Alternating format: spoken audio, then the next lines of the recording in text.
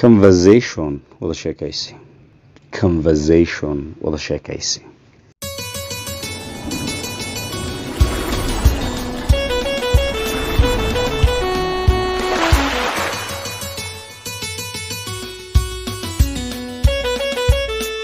Assalamu alaikum wa rahmatullahi wa barakatuh. Welcome back to English with Susman official channel. Conversation wada sheekaysi. Conversation wada sheekaysi. Where do you go for shopping? Xagee baad u aadaa dukaamaysi? Where do you go for shopping? Xagee baad u aadaa dukaamaysi?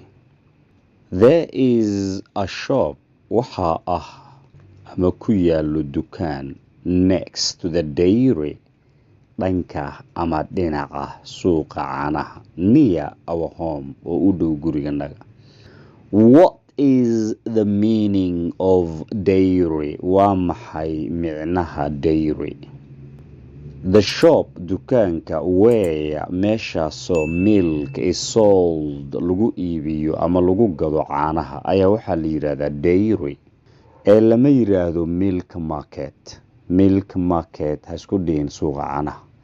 In English waxaa la yidhaahdaa dairy suuqa caanaha. The shop dukaanka where meeshaasoo milk caanaha is sold lagu iibiyo ayaa waxaa la yidhaahdaa dairy. I see. Waan arkaa. Waan fahmayaa hadda. I see. Waan fahmayaa ama waan arkaa. We also xitaa have waxaynu leenahay one big shop, hal dukaan oo weyn in our village, xaafadanada ayaynu ku leenahay. Who owns that shop? Yaa leh dukaankaas. Who owns yaa iska leh that shop dukaankaas? Mr. Ali Abdi.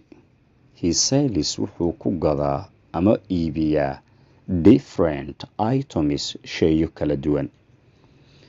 My parents waalidiintayda go to waxa ay aadaan Ali's shop dukaanka Ali because maxaa yeelay he is an honest person. Waa shakhsi ama qof daacada.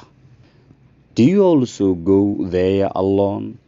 Adigu xitaa ma halkaaba aadaa kaliya adoo kaliya ah?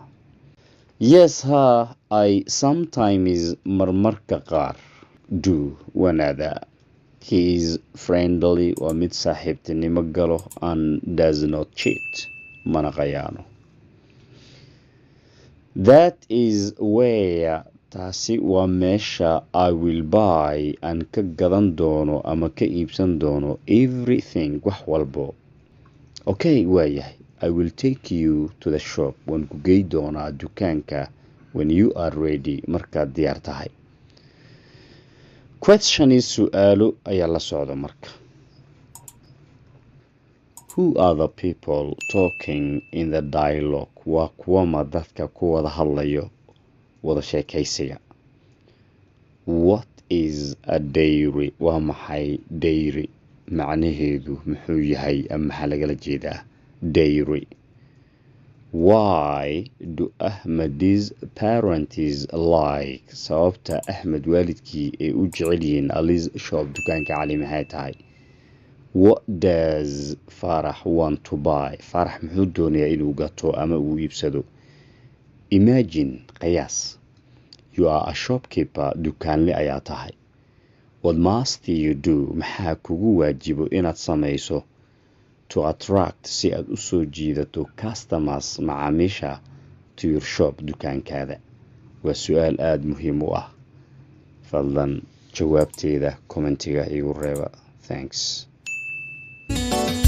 Alif la kordhabe, alif loos dhabe, alif la goday.